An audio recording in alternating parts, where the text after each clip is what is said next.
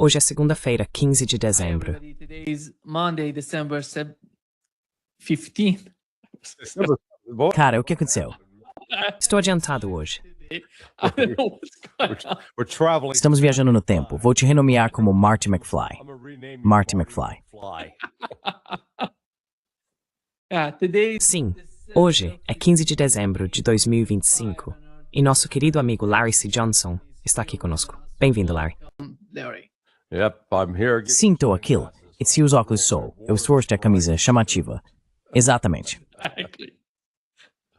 And please subscribe and hit like button, helping us reaching more people. E por favor, inscreva-se e clique no botão de curtir para nos ajudar a alcançar mais pessoas. Você pode seguir o Larry em sonar21.com e no canal dele no YouTube, Sonar Currents. Vou colocar o link do canal dele na descrição do vídeo. O Larry está fazendo muitas entrevistas excelentes por lá. Larry, deixe-me começar pelo que aconteceu nos dias 12 e 13 de dezembro. A Rússia atacou a Ucrânia com 495 mísseis e drones ao todo. Um dos ataques mais devastadores até agora, na minha opinião. O que está acontecendo e o que se passa na mente do exército russo e daqueles que elaboram essas estratégias na Ucrânia? Those making these strategies in Ukraine. Well, it's a war of attrition. And let's just make a Bem, é uma guerra de atrito. E vamos apenas fazer uma observação. Sim, eles lançaram 495 foguetes, mísseis e drones. E isso causou danos, mas não fez a Ucrânia desmoronar. Então vamos inverter. Sabe, se a Ucrânia tivesse feito algo semelhante contra a Rússia, o Ocidente diria: ah, cara, a Rússia está por um fio, vai colapsar a qualquer momento. Então quero dizer, isso apenas mostra que a Rússia está em uma campanha constante de desgaste, e ela se destruiu a capacidade de energia funcionante de cidades. E dizer, Odessa neste. in cities. I mean, Odessa right now is without electricity. Means water's not getting pumped. Isso significa que a água não está sendo bombeada. Cara, isso é um problema sério quando você mora em um condomínio ou em um prédio de apartamentos de 10, 15, 20 andares. Quando chega a hora de dar descarga, não há descarga acontecendo. Ou você vai ter que carregar baldes de água escada acima, porque o elevador, bem, isso acaba criando um fardo tão grande para as pessoas que elas começam a deixar a cidade. O que sabe, eu acho que pode agora fazer parte da estratégia russa, francamente. Obrigar os cidadãos a sair dessas cidades para que eles possam atacar com mais liberdade. So that they'll be able to attack more freely. I have heard from a couple of Russian. Ouvi de alguns soldados russos que no passado, eles sentiam que suas mãos estavam atadas por causa de ordens vindas de cima para limitar os danos às áreas civis. Eles não estavam dizendo que não se importavam ou que queriam matar civis. Apenas apontavam que as regras de engajamento sob as quais a Rússia operava os limitavam. Então, esse último ataque, 490 mísseis e foguetes, é cerca de metade do que a Rússia estava fazendo, digamos, há um mês. Eles ainda têm capacidade para sustentar esse tipo de operação. E a Ucrânia não tem muito de um sistema de defesa aérea restante para contra-atacar. And Ukraine doesn't have any air defense system left to counter it. Yeah. And we had Sim, e tivemos uma reunião afinal entre Steve Witkoff, Kushner e Zelensky. O incrível foi ver o CEO da BlackRock participando disso, sabe? being part of, Shocker. Where did he come from? I mean, well, look. Surpresa. De onde ele veio? Bem, veja, nós sempre soubemos disso. Tudo se resume, você sabe, a uma das coisas que eu disse repetidamente. É tudo sobre o dinheiro. A BlackRock fez uma aposta enorme de que iria obter lucros gigantescos com a Ucrânia. Você pensaria que um cara como Larry Fink, que é bilionário, realmente se sentaria, buscaria informações sólidas, faria algum planejamento, garantiria que tivesse os dados certos. Nada disso. Eles compraram aquelas histórias de excremento bovino que estavam sendo divulgadas. É verdade. Então é meio irônico ver isso. Mas veja, não é a primeira vez que vejo um bilionário de Wall Street fazer alguma besteira. Billionaire on Wall Street do some stupid stuff. And just because you think they're smart, I saw that. E só porque você acha que eles são inteligentes. Eu vi isso com Bill Ackman e sua posição vendida contra Herbalife. Isso nos leva a um desvio. mas há outro bilionário que fez algumas suposições sobre uma empresa e não fez a pesquisa necessária para saber com o que estava lidando. Bem, neste caso, Larry Fink não fez a pesquisa para reconhecer que o exército russo era bastante poderoso e iria derrotar a Ucrânia, não importando o que a Ucrânia fizesse. Era possível ver isso desde o início. E mesmo assim, ele comprou a propaganda ocidental de que a Rússia era apenas uma velha trôpega que não conseguia enfrentar o Ocidente, cheia de generais incompetentes e corrupção, etc, etc, etc. E agora ele vai perder a camisa. And now he's going to lose his shirt. Yeah. They talk for 5 hours. Sim, eles conversaram por 5 horas. Podemos supor que foram bem a fundo na situação da Ucrânia. Você acha que, afinal, como de um lado vemos que a Rússia quer que os ucranianos se retirem de Donbass e Donetsk, se não me engano, e por outro lado, a Rússia diz que se retiraria de Kharkov, Sumy e dessas regiões. Isso está acontecendo? Sumy and those regions. Is that happening? No. Is that the outcome of the talks? None of that. Não. Esse é o resultado das negociações. Não. Não. Nada disso está acontecendo. A Rússia não está se retirando de lugar nenhum. A Rússia não vai se retirar até que... Bem, talvez considere se retirar de Kharkiv e Sumy se, e é um grande se, a Ucrânia retirar imediatamente suas tropas de Kherson, Zaporizhia e Donetsk. Eles já não estão mais na disputa ali. Os russos retomaram tudo isso. Mas a Ucrânia insistiu que não vai fazer isso. Então a Rússia vai continuar avançando. Eles realmente estão à beira de cortar Zaporizhia, movendo-se muito, muito rapidamente nas próximas semanas. A Ucrânia é uma nação moribunda. Está fingindo que ainda está viva, mas está morrendo. E quanto mais isso durar, mais ela vai perder. É simples assim. The longer this goes on, the more they're going to lose. That's simple. Is the A eleição presidencial na Ucrânia é uma preocupação imediata para os russos. concern of immediate concern for Russians? No, Não, veja, se for uma eleição legítima, e os ucranianos, o setor direito, o batalhão Azov, os bandeiristas, esse grupo neonazista, se eles prevalecerem, então o mundo provavelmente continuará como está. A Rússia não vai concordar em encerrar o conflito sem garantir que o governo que assumir não vá representar uma ameaça para eles no futuro. E esse movimento ultranacionalista de extrema-direita, bem, nem sei por que chamá-lo de extrema-direita, mas ele tem natureza neonazista. A Rússia não vai tolerar isso. Eles não vão conviver com isso. Assim como no fim da Segunda Guerra Mundial, os aliados, os Estados Unidos, não entraram no Japão, dizendo sim, vamos colocar todos aqueles militaristas que começaram a guerra de volta no comando do governo. De jeito nenhum. Ao vencedor, as recompensas. A Rússia gostaria de resolver isso diplomaticamente, se possível, mas acho que há uma percepção crescente de que isso terá de ser resolvido militarmente. but I think there's a growing realization it's going to have to be settled militarily. Yeah. How do you evaluate, Larry, the situation? Como você avalia, Larry, a situação com a Europa? Porque a Europa, por um lado, quer ajudar a Ucrânia e participar da reconstrução do país, mas, por outro lado, não quer pagar por isso. Eles estão dispostos a financiar a continuação do conflito, mas quando se trata de reconstrução, falam em usar os ativos russos na Ucrânia. Você acha que o tom por parte dos europeus está mudando de alguma forma? Não, trata-se dos ativos russos. No, it's becoming Using the Russian assets. well. Right now, what we're seeing is there is no European. Bem, o que estamos vendo agora é que não existe um ponto de vista europeu único. Há uma divisão. Existem pelo menos 3 países, ainda que menores: Hungria, República Tcheca e Eslováquia. Eles não querem ter parte alguma em uma guerra com a Rússia. Gostariam de ter relações normalizadas e laços econômicos com a Rússia. São Scholz, Macron e Starmer, Reino Unido, França e Alemanha, os maiores instigadores e agitadores. E do lado da União Europeia, temos von der Leyen, ou como eu prefiro dizer, a fim de mentir, e Kaja Kallas.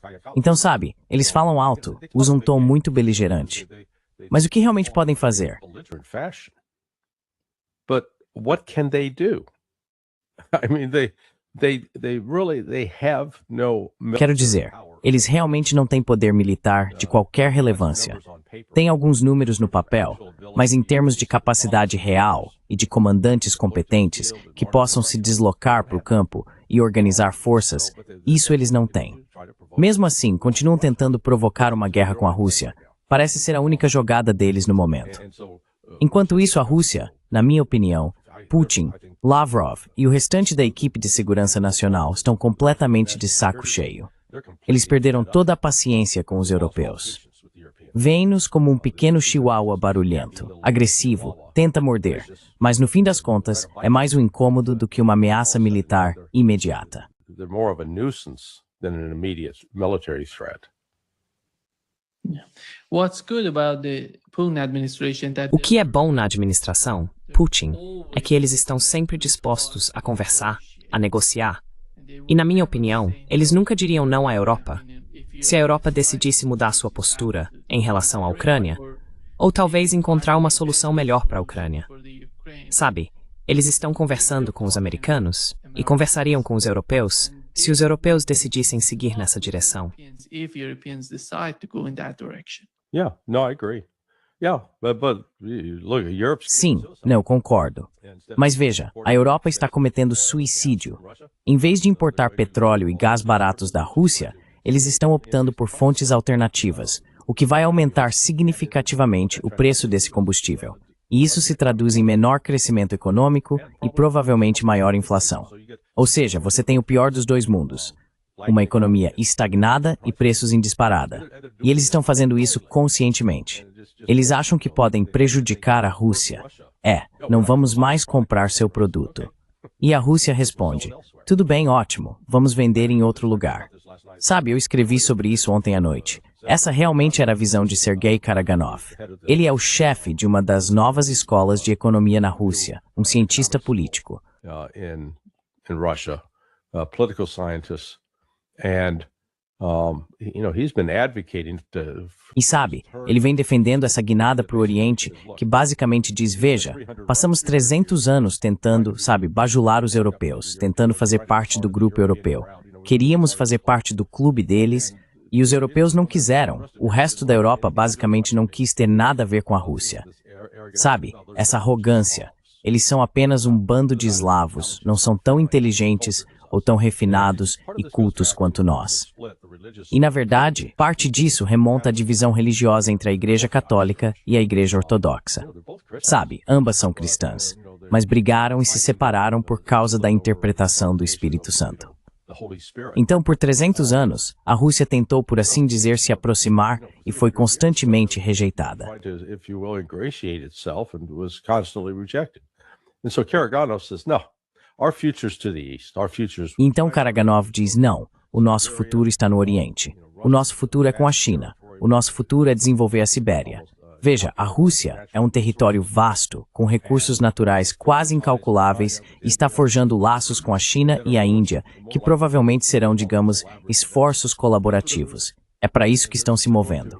E vão ignorar a Europa o máximo que puderem até esse ponto.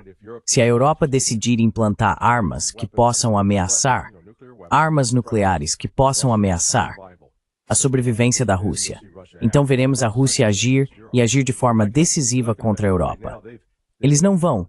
Veja, neste momento têm sido muito cuidadosos para tentar não matar cidadãos ucranianos, apesar da propaganda ocidental em contrário. Mas se chegar a uma luta com a Europa, eles matarão civis europeus sem hesitar.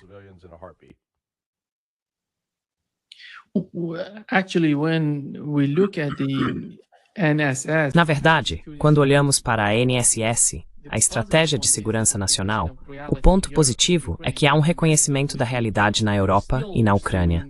Mas o ponto negativo é que eles ainda estão perseguindo um jogo de soma zero por parte dos Estados Unidos. Eles não veem muito uma parceria, eles querem domínio, entende? Certo, isso vai ajudar os Estados Unidos? Você mencionou aquele estrategista russo Karaganov, certo? Eu gostaria de saber o quanto do que está acontecendo na Rússia é realmente noticiado nos Estados Unidos, porque parece que vocês não se importam muito com isso. because no, or they don't care about that. Russia, where's that?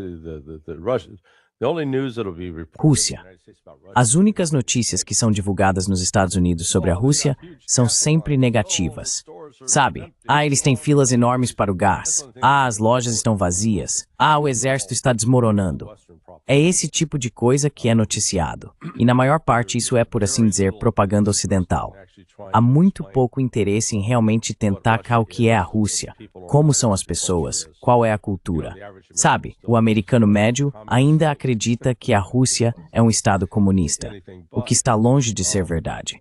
E realmente existe uma divisão cultural entre os Estados Unidos e a Rússia, em termos de como os russos tendem a ver o mundo e como se relacionam com outros países. and working with other countries.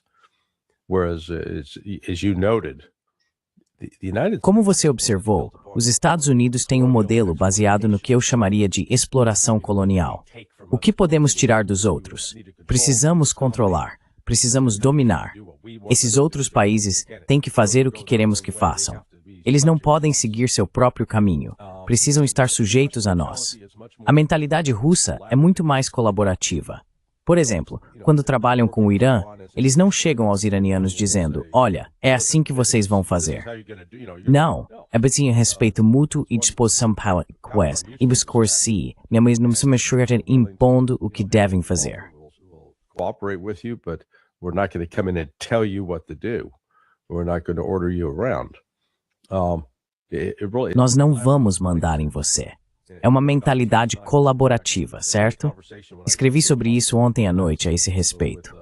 Tive uma conversa na última vez em que estive em Moscou com Vyacheslav Fetizov. Fetizov é uma lenda do hóquei russo, um dos maiores jogadores de todos os tempos.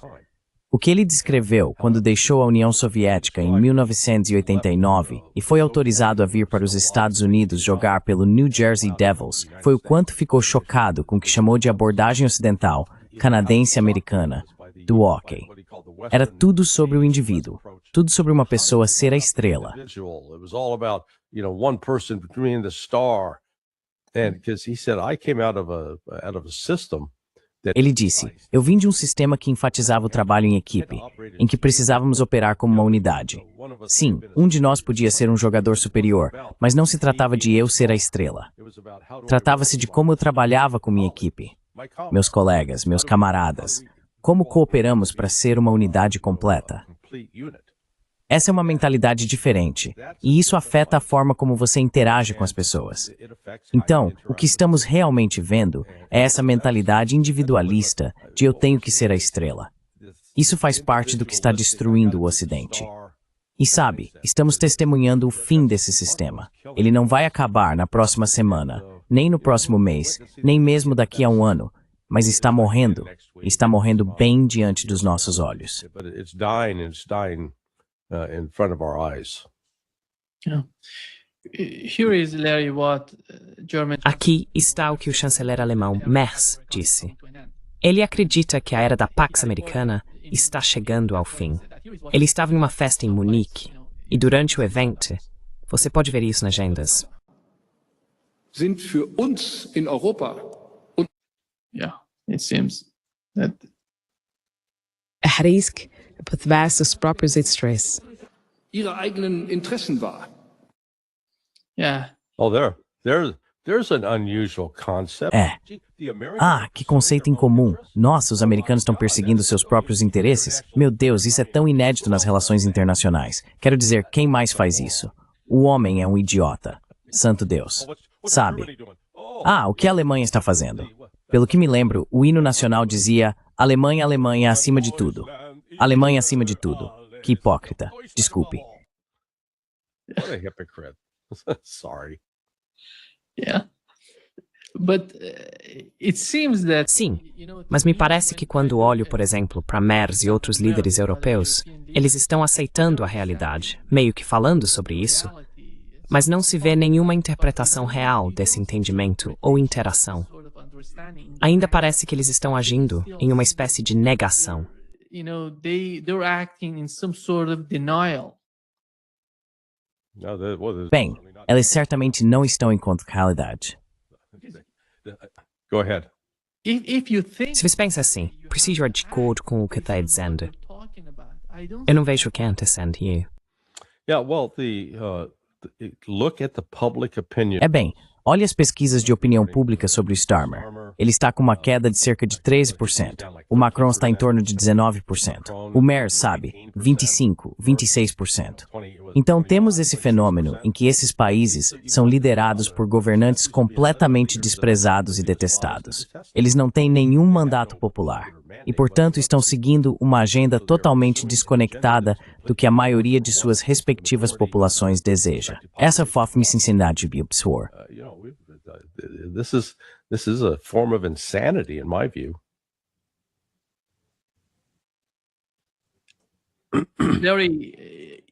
Larry, você mencionou que há algum tipo de divisão na Europa. Você não acha que também está acontecendo algo entre a Alemanha, a França e o Reino Unido?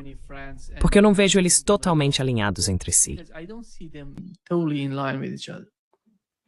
No, but they are. Não, mas eles até têm divergências com a UE.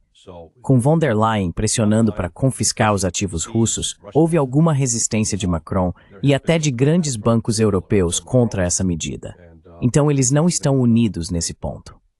E eles realmente não elaboraram uma estratégia militar unificada também.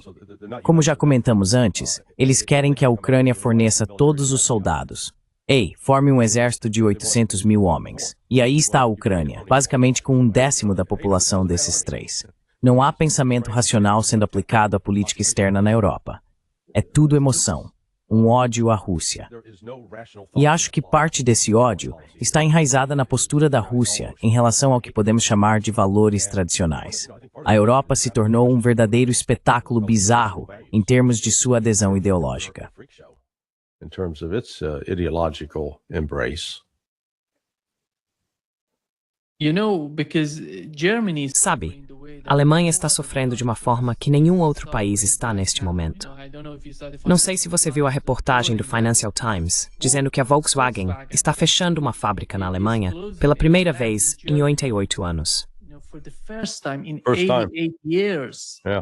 They survived. Sim, eles sobreviveram à Segunda Guerra Mundial, mas não conseguiram sobreviver a Merkel e Olaf Scholz. And Olaf Scholz. Esses são impactos enormes, sabe? Quando você olha para a sociedade, como a economia da Alemanha, como isso vai ajudar o Merz? Eu não sei.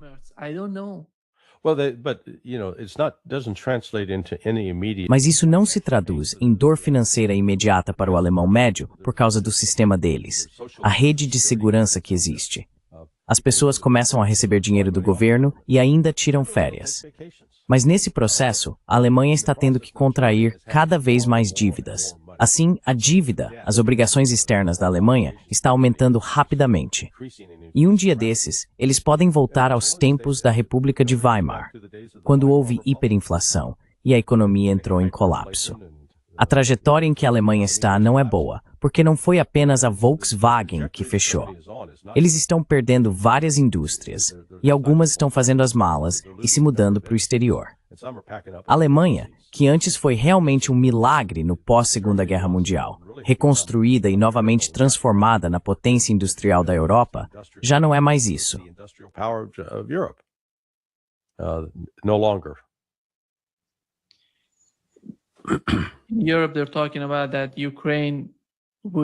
Na Europa, estão falando sobre a Ucrânia entrar na União Europeia até 2027. E olhando para a Europa hoje, vamos supor que todos concordem com a entrada da Ucrânia. Mas a UE está realmente preparada para isso? A Ucrânia vai ser pior do que qualquer pesadelo que eles já tiveram até agora. Ukraine going to be worse than any nightmare they had so far. Yeah, this is Sim, eles estão trazendo uma economia disfuncional, uma nação em ruínas, cuja população caminha para a extinção. Eles não têm uma taxa de natalidade capaz de repor a população. E o número de mortos nas forças armadas, causado pelos russos, somado ao número dos que fugiram para o exterior, você sabe, já falamos sobre isso antes. Em comparação com o que era a população da Ucrânia há, digamos, 15 anos, agora ela foi reduzida a menos da metade. Era em torno de 43 milhões. Agora está em cerca de 19 milhões. Isso não é sustentável. E então a Europa quer trazê-los para a União Europeia. Consigo imaginar a Rússia, de certa forma, dizendo: ok, vá em frente. Sim, vocês podem ficar com eles. Seria uma coisa se você estivesse trazendo, se dissesse: ei, temos um clube e queremos trazer esse cara. Hey, we've got a club, and we want to bring in this guy. He's handsome, he's rich, he's a Ele é great bonito, athlete. é rico, é um grande atleta. Cara, você sabe, é bem educado, traga ele. Não, não. Isso é trazer o país que é pobre, viciado em drogas, sem dinheiro, com problemas de saúde, você sabe, câncer de fígado. É esse que você vai trazer para o seu clube? Porque no passado, europeus como Larry Fink, de quem falamos antes com a BlackRock, contavam em controlar a Ucrânia. Era um dos 5 principais países do mundo em termos de recursos naturais, então tinha uma riqueza potencial significativa, que era o que todo mundo cobiçava, de qualquer forma.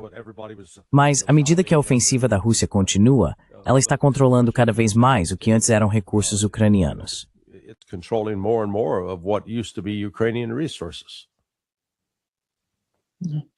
But in terms of Mas, em termos da natureza da cooperação entre a Ucrânia e os europeus, especificamente com a inteligência britânica, como aprendemos, o chefe do MI6 disse que eles não abandonarão a Ucrânia. Não importa que tipo de acordo aconteça lá, eles continuarão cooperando com a Ucrânia. Isso significa que terão seus agentes no país. Eu não sei, talvez em Odessa e em outros lugares. Como isso será percebido pelos russos? Eles têm algum tipo de linha vermelha em relação a como o governo britânico pode, digamos, piorar a situação na Ucrânia ou provocar novos tipos de conflitos dentro da sociedade? Algo que possa influenciar qualquer acordo, caso finalmente decidam encerrar a guerra na Ucrânia, chegar a um entendimento. Eu não vejo a presença da inteligência britânica como algo benéfico para o futuro da Ucrânia.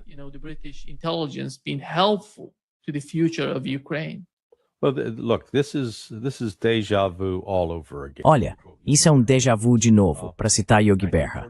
Em 1948 e 1959, a inteligência britânica estava trabalhando para criar e fomentar uma guerra civil na União Soviética, usando a Ucrânia como ponto de partida para isso. Naquela época, os soviéticos levaram cerca de 7 ou 8 anos para capturar os colaboradores e derrotá-los. Então, sabe, isso não é nada novo. E os esforços britânicos para tentar fazer isso agora? Bem, os russos são muito bons em contra-inteligência. Eles têm um passado notável. Vamos lembrar que durante a Segunda Guerra Mundial, eles alimentavam os alemães com desinformação. O chefe da inteligência alemã era um cara chamado Gehlen.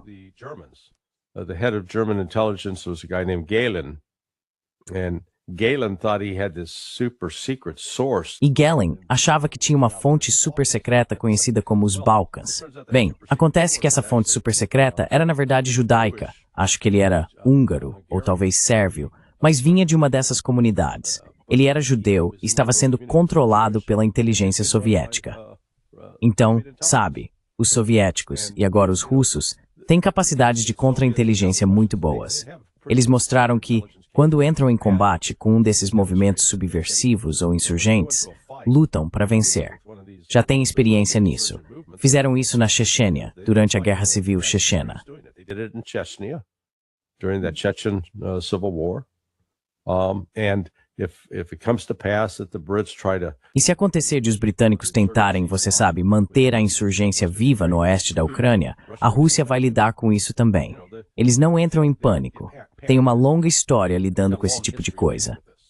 E esse tem sido parte do problema. Que diabos de interesse o Reino Unido tem na Ucrânia? Vamos lá. Isso é pura interferência britânica. O Reino Unido tem sido uma maldição, uma verdadeira maldição, para o mundo em termos de sua exploração de povos na África e na Ásia, em particular.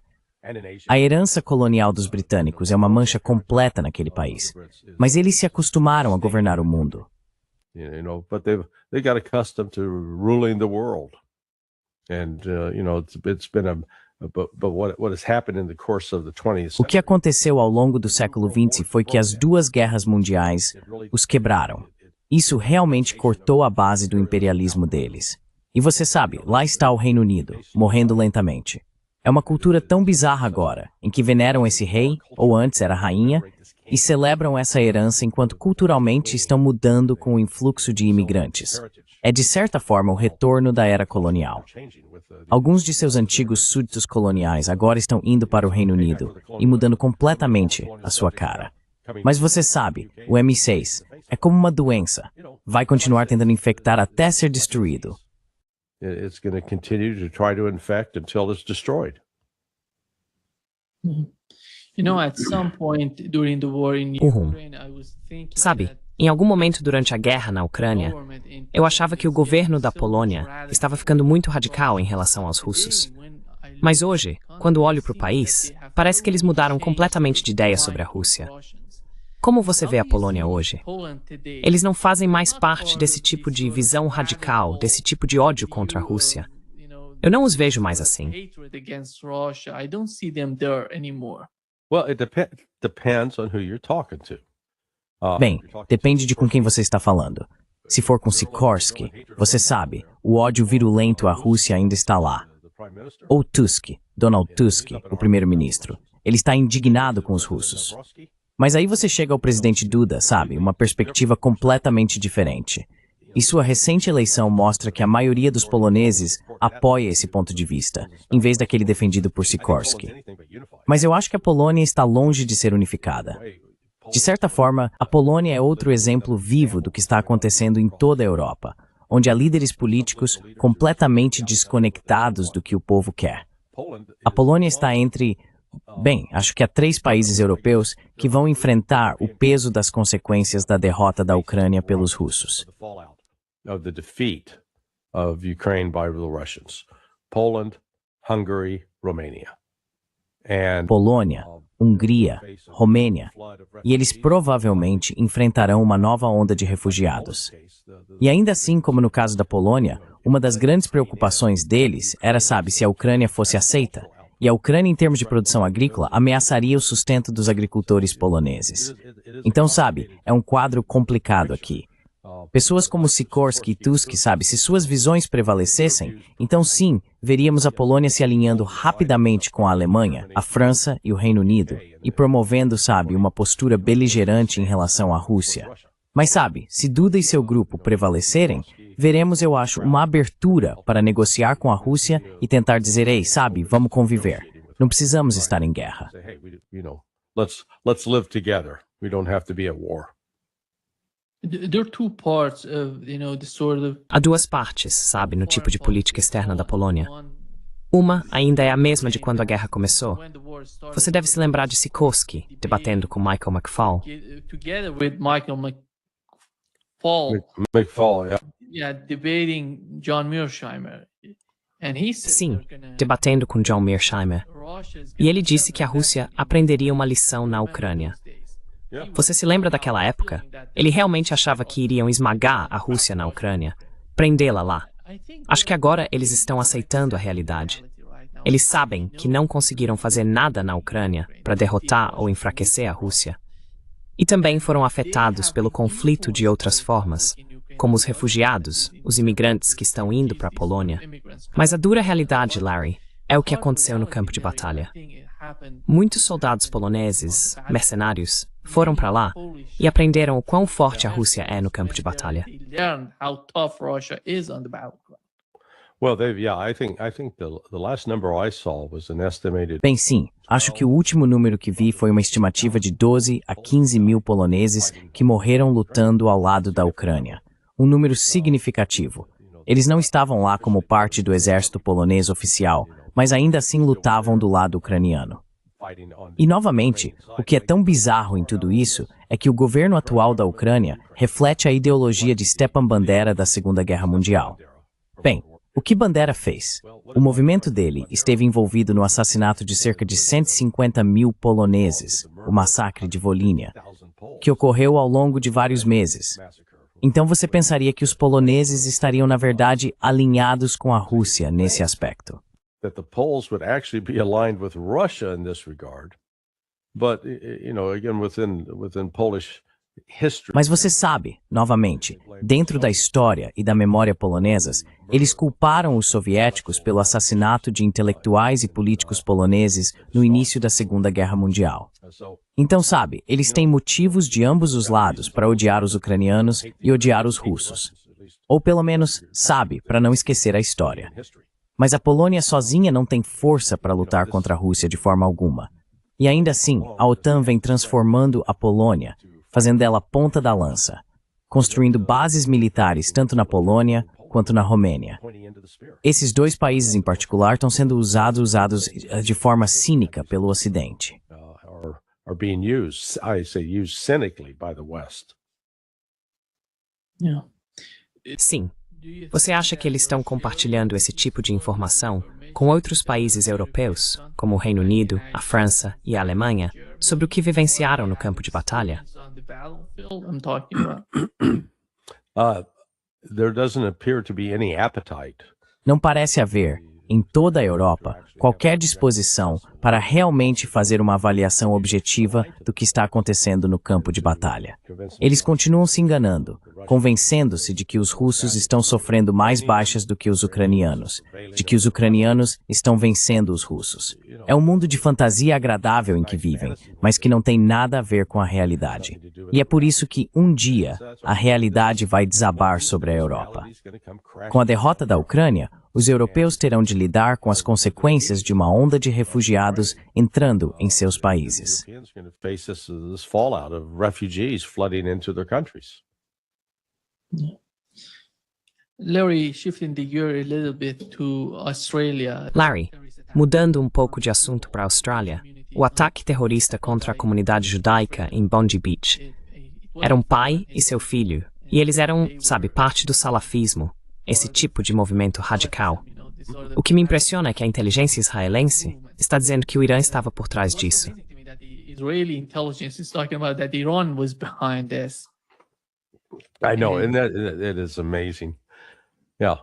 Eu sei, e isso é impressionante. Sim, os salafistas sunitas têm raízes que remontam, sabe, esses dois eram, acredito, um pai e um filho paquistaneses.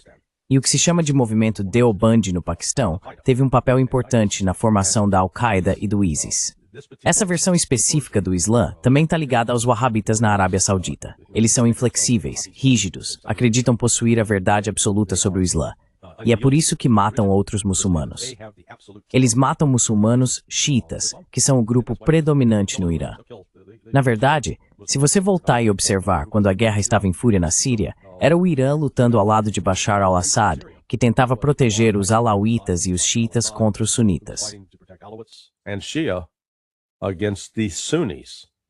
And gee, who were funding these Sunnis? E veja só, quem estava financiando esses sunitas?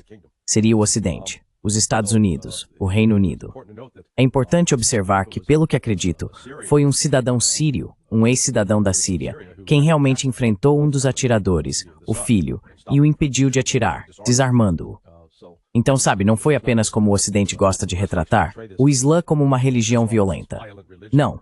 Trata-se desse grupo específico dentro da comunidade sunita, porque há muitos outros muçulmanos sunitas que rejeitam esse tipo de crueldade. E veja, isso foi um ato puro de terrorismo. Nunca há justificativa para sair atirando em civis desarmados. To go out and shoot unarmed civilians? E eles eram bem treinados. Olhando para a foto, o cara que estava atirando, você sabe? Yeah, he'd had, and remember, this is... Sim, ele tinha. Lembre-se, isso é na Austrália, com aquelas leis rigorosas sobre armas de fogo, onde você não pode possuir armas. E como isso funcionou?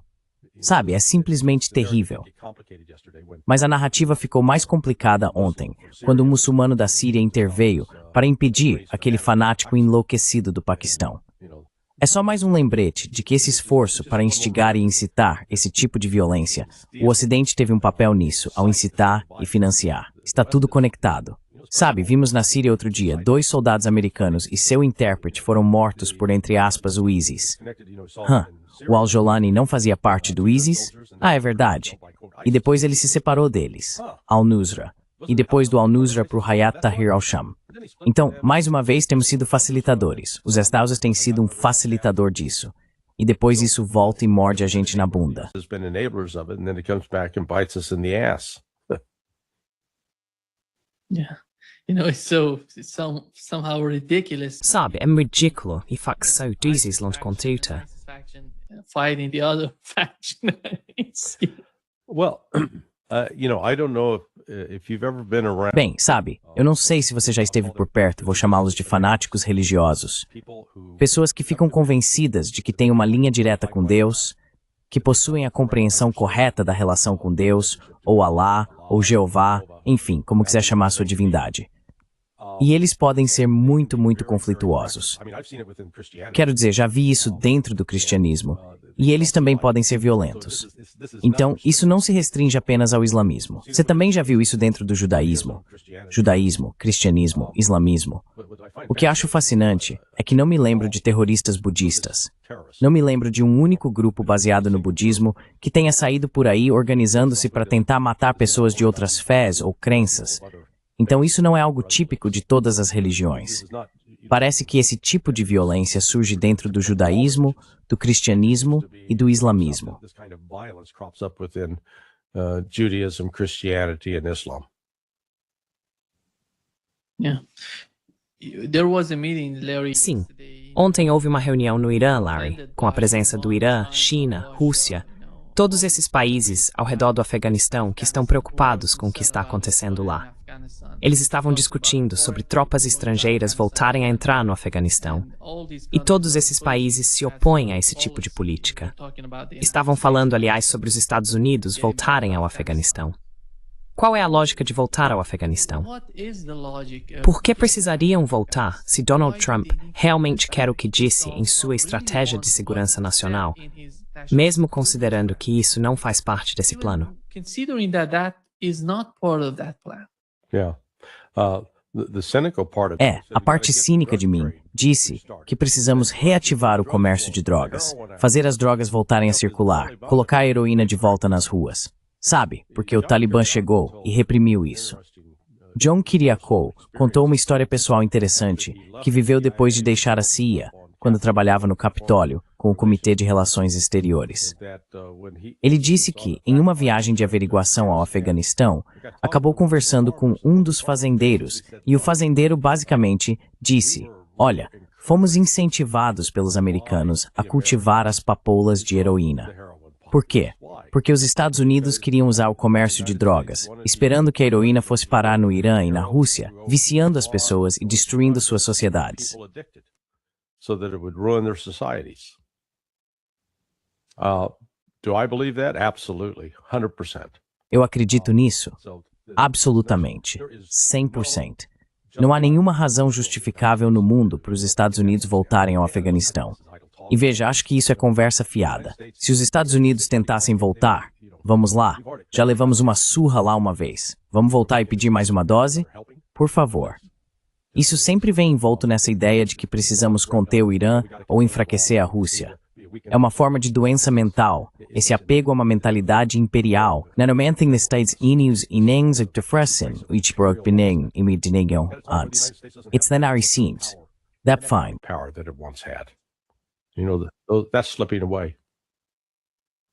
Today we have the foreign minister of Iran in Belarus talking with Hoje temos o ministro das Relações Exteriores do Irã em Belarus conversando com o presidente de lá. Acho que o que está acontecendo entre o Irã e a Rússia, e em certa medida com a China, é que eles estão reconhecendo o quão frágil é o sul do Cáucaso.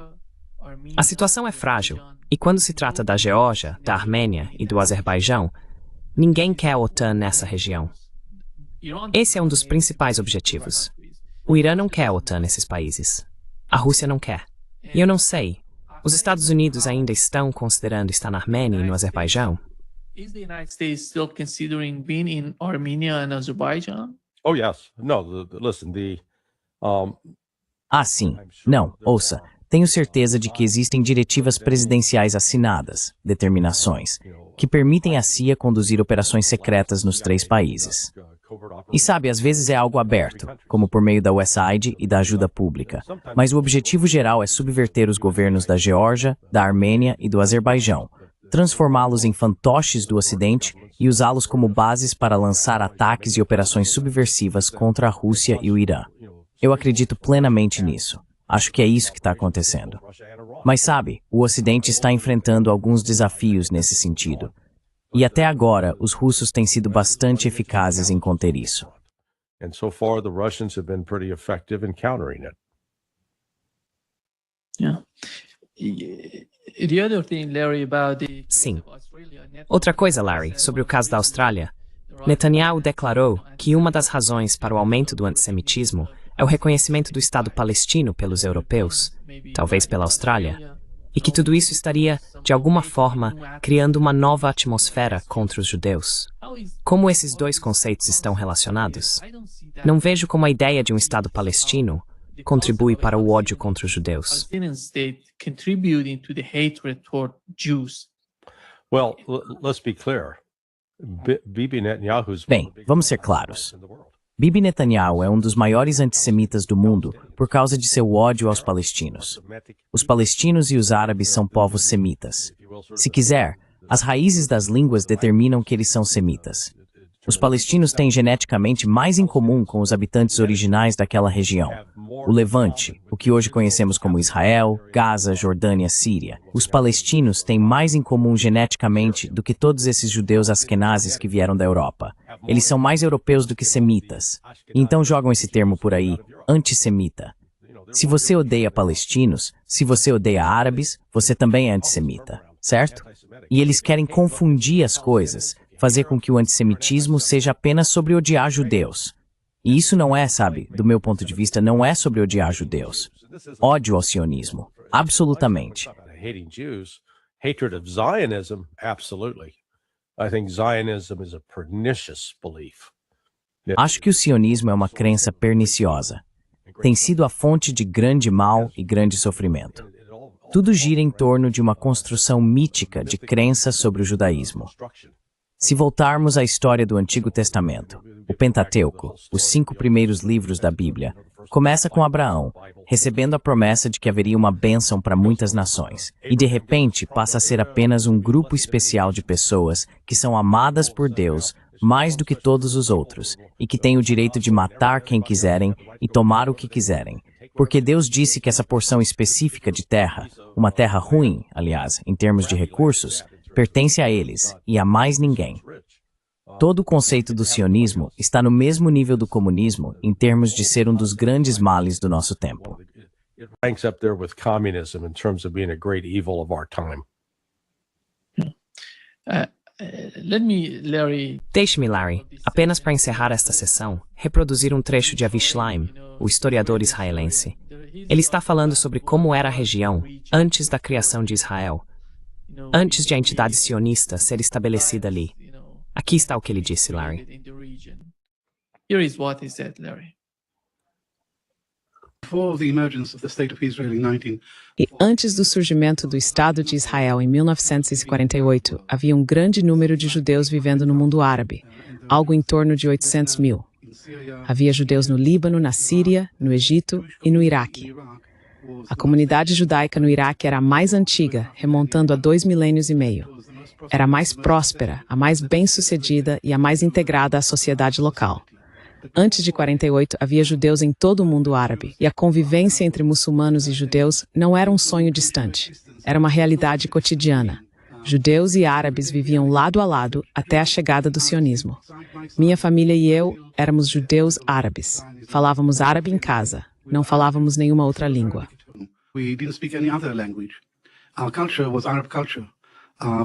Nossa cultura era a cultura árabe. Nossa comida era a mais deliciosa, apimentada comida do Oriente Médio. Não era comida europeia. Então, em todos os sentidos da palavra, éramos judeus árabes. Nós, judeus árabes, tínhamos muito mais em comum, linguística e culturalmente, com os não-judeus ao nosso redor. Tínhamos muito mais em comum com eles do que com os judeus da Europa Oriental. Em março de 1950, o parlamento iraquiano aprovou uma lei dizendo que qualquer judeu que quisesse deixar o país estava livre para fazê-lo. Eles tinham 1 ano para se registrar e sair com um visto só de ida. No início, poucos judeus se registraram para partir. Depois, ao longo do ano seguinte, 5 bombas explodiram em locais judaicos em Bagdá, criando pânico e ajudando a precipitar o êxodo para Israel.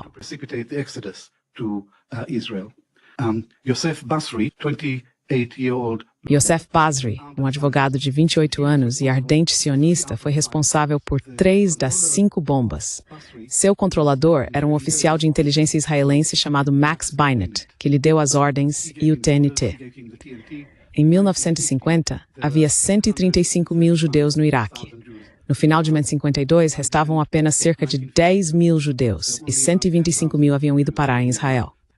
Saímos do Iraque como judeus e chegamos a Israel como iraquianos.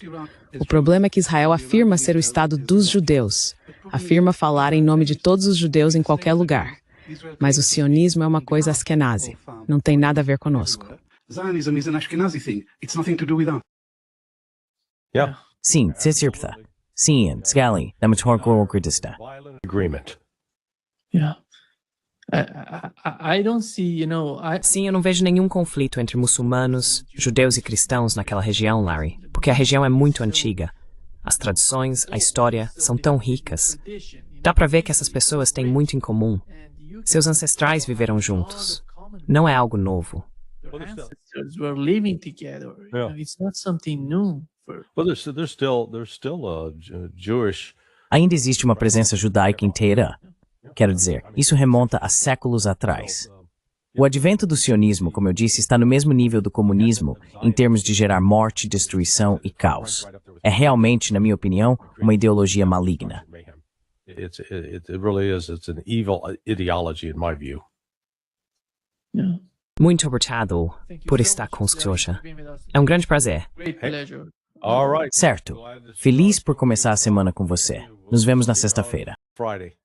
Até mais. Bye-bye. Okay. Certo. Bye-bye. Tchau.